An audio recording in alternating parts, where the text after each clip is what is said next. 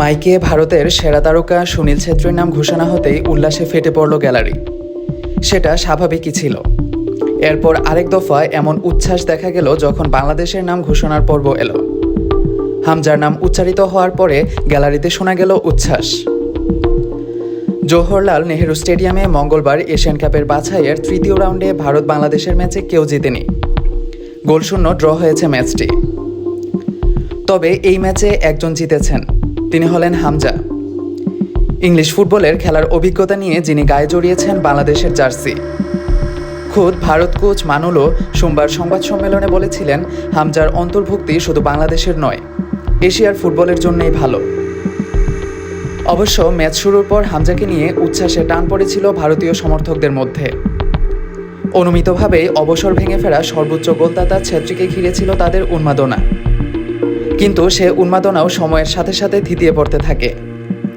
কাজী তারিক রায়হান যে কড়া পাহারায় বন্দী করে রেখেছিলেন আন্তর্জাতিক ফুটবলের চতুর্থ সর্বোচ্চ গোলদাতাকে। প্রতিটি পদক্ষেপে নিজের মান দেখিয়েছেন হামজা। নিখুঁত ট্যাকেলে দারুণ সব পাসে নজর কেড়েছেন লিস্টার সিটির FA কাপ জেতা এই ডিফেন্সিভ মিডফিল্ডার। ভারত ম্যাচে অবশ্য মিডফিল্ডে খেলেছেন হামজা, সেখানেও সপ্রতিভ ছিলেন তিনি। তপু বর্মন চোট পেয়ে মাঠের বাইরে চলে যাওয়ার দ্বিতীয়ার্ধে হামজাকে তার পজিশনে ফিরে আনেন কাবরেরা। সেখানে তিনি দেখিয়েছেন নিজের সামর্থ্য। হামজার প্রতি যেন বাড়তি মনোযোগ ছিল রেফারিরও। যোগ করার সময় ম্যাচ যখন গোলশূন্য ড্রয়ের দিকে ছুটছে, ক্রিস্টন কুলাসো ট্যাকল করলেন হামজাকে। কুলাসোর দিকে ছুটে এলেন রেফারি, যেন বুঝিয়ে দিলেন হামজার মানের খেলোয়াড়কে আগলে রাখা তার দায়িত্ব।